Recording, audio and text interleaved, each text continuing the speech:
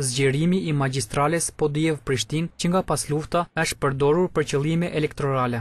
Pothuajse në të gjitha fushatat dhe nga të gjitha partitë politike është premtuar zgjerimi i kësaj rruge, por fillimi i punimeve për zgjerimin e saj është të bërë në vitin 2017. Tribuna Channel ka siguruar një dokument sipas të cilit vendimi për ndërtimin e kësaj magjistrale është marrë në kohën kur në krye të qeverisë ka qenë Hashim Thaçi. Sipas këtij dokumenti, ky vendim është marrë më datën 2 mars të vitit 2014 dhe është nënshkruar nga ish-kryeministri Thaçi. Mirëpo, ministri i infrastrukturës Lutfi Zharku është shprehur për televizionin se vendimi për zgjerimin është marrë kryekëput nga qeverisja e tanishme. Sipas tij, në kohën kur ka ardhur në krye të ministrisë, nuk ka pasur asnjë projekt për këtë zgjerim. Ai tha se të gjitha vendimet për zgjerim janë marrë në kohën se ai ka qenë ministër.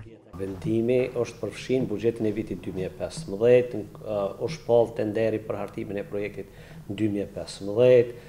Projekti është në vazhdim e sipër për shkak se janë kryer disa llote por nuk është kryer krejt dhe natyrisht në vitin e kaluar përputhje me projektin që është bë, e kemi filluar edhe zgjerimin e rrugës. Buxheti i vitit 2015 po flasim është aprovuar nga qeveria e re, është parlamenti i ri që ka dalë nga zgjedhjet e qershorit 2014, tenderi natyrisht është shpall për me bë projektin vitin 2015, është lidhur kontrata në vitin 2015, ka filluar me punë projektimi ka fund vitit 2015, është vazhduar në 2016. Një gjë të tillë e ka pohuar edhe bashkëpartiaku i Zharkut, njëherësh kryetar i LDK-s Agim Veliu. Veliu ka thënë se ky projekt jo vetëm që është iniciuar në kohën kur në krye të qeverisë ka qenë Isa Mustafa, por se zgjerimi i magjistrales ka qenë njëri ndër kushtet kryesore për lidhjen e koalicionit PDK-LDK në nivel qendror, duke thënë se ai ka qenë personi që ka vendosur si kusht.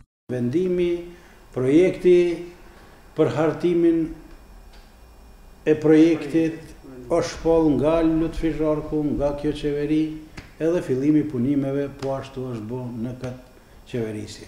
Punimet në këtë rrugë janë duke u vazhduar dhe segmenti i parë nga fshati Besi deri në Podujevë pritet të përfundojë deri në fund të vitit. Ky projekt i ka kushtuar buxhetit të vendit rreth 4.287.742 euro.